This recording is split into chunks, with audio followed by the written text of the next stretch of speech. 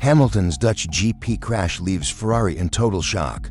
A single mistake at Zandvoort changed everything, shattering strategy, momentum, and hope in just one corner. But was it really just driver error, or a sign of something far deeper? At Ferrari, add in the FIA's controversial ruling before Monza, and suddenly Hamilton's entire Ferrari journey hangs in the balance. Is this the beginning of the end for a 7-time champion, or the painful start of a legendary comeback? Stick around because this story will challenge everything you thought you knew. The weekend at Zandvoort began like any other. Friday practice should have been routine, just another chance for Hamilton to learn the Ferrari SF25, to settle into rhythm, to build confidence lap by lap. Instead, chaos arrived almost immediately. In FP1, the car snapped without warning. There was no gradual slide, no warning tremor of oversteer, just sudden, violent chaos. A 7-time champion who has mastered some of the most unpredictable cars in Formula One looked genuinely stunned. Hours later in FP2, it happened again. Same car, same corner, same confusion. Whispers rippled through the paddock. Was this a mismatch between man and machine? Had Ferrari's much hyped upgrades somehow made the car worse? But Saturday told a different story. Suddenly, the SF25 seemed transformed. Hamilton rediscovered his rhythm and dragged the car into P7 in qualifying. After Friday's disaster, it felt like a miracle. The Ferrari garage erupted with cautious optimism. For the first time in weeks, the air around the team seemed lighter. Even Hamilton sounded different. He appeared calmer in interviews, more confident, talking about patience and the long game. The narrative was beginning to shift. Maybe, just maybe, this was the weekend where all the frustration would finally turn into fire. Then Sunday arrived, and the cracks began to show. That morning brought the first shadow and investigation for ignoring yellow flags on the pit entry. Minor, technical, barely a footnote. But in Formula One, where thousandths of a second decide destiny, even the smallest distraction can fester. The lights went out. Hamilton launched well, tucking behind George Russell.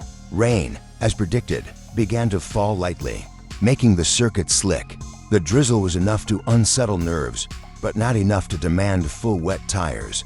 Hamilton drove smartly, managing his pace, waiting for the right moment. Then came the call. Box. Ferrari saw their window for the undercut. Hamilton responded instantly, calm and precise, knowing this was his shot at salvaging the weekend. But fate had other plans. At turn 3, Zandvoort's iconic banked corner, the damp surface was treacherous. The painted line at the top had become a trap. Hamilton pushed just slightly too wide, chasing that elusive tenth of a second to make the strategy perfect. Grip vanished. The rear snapped. The barrier loomed. Impact. Silence.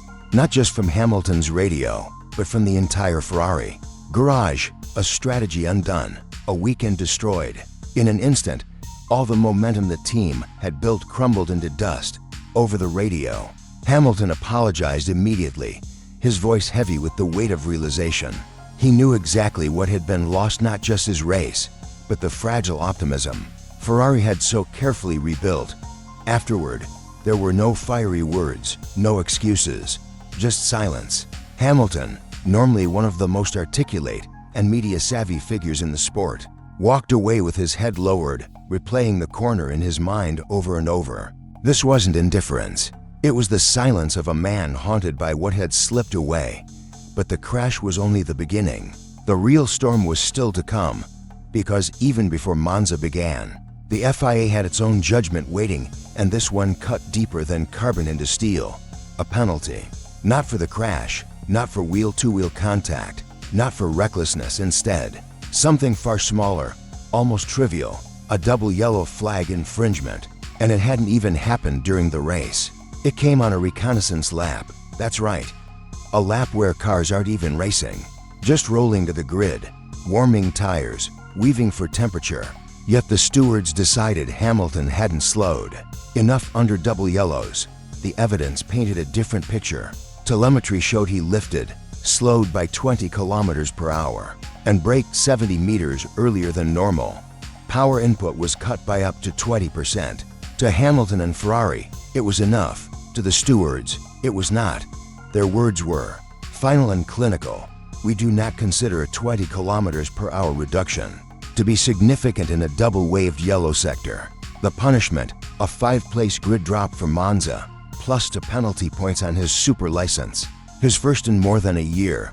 For Hamilton, this was devastating. His first Italian Grand Prix with Ferrari was supposed to be a celebration, a sea of scarlet roaring for their new hero. Instead, he would start no higher than 6th. The dream of a homecoming turned into a nightmare before a single lap was run. Worse still was the inconsistency. Max Verstappen and Lando Norris had similar infringements, that weekend exceeding delta times on pre-race laps, no penalties, no grid drops, no license points. Meanwhile, Charles Leclerc forced George Russell off the track with an aggressive move that damaged the Mercedes and cost Russell nearly a second per lap. The verdict, a racing incident. Later, Leclerc was taken out by rookie sensation Kimi Antonelli in a clumsy move that drew a 10-place grid drop. But why does a minor speed reduction bring Hamilton such a harsh penalty while others escape? Was it strict policing or something deeper, a message? Perhaps that even legends would be held to an unforgiving standard. That Hamilton, no matter his history, was not beyond the hammer of the FIA. Inside Ferrari, however, there was no finger-pointing, no blame hurled in public. Team boss Fred Vasseur stood by his driver. The track was damp. The drizzle started. The line was wider. It was different from the lap before. We'll check if something happened on the car, but I don't think so. He even defended Hamilton's spirit. Honestly, after the race, Lewis was more positive than in the last 4 or 5 events. He was on pace, fighting George Russell. We recovered from Friday. There are a lot of positives, but the reality was undeniable. The crash, the penalty, the mounting pressure, it all fueled one question. Had Hamilton made a mistake joining Ferrari? Was the fire that defined his greatness beginning to dim? Even Hamilton admitted the weight. There's a huge amount of pressure on us as a team, and more so on me because I haven't had a good season. Pressure can crush, or it can create diamonds. Which one would Hamilton become?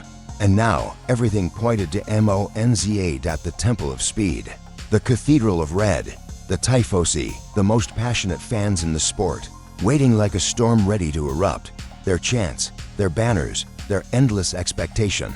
And at the center of it all, Lewis Hamilton, draped in scarlet, carrying not just a team's hopes, but the weight of his own legacy.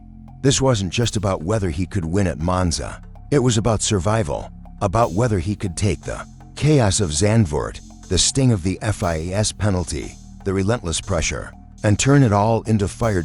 Because in Formula One, legends aren't defined by the easy weekends.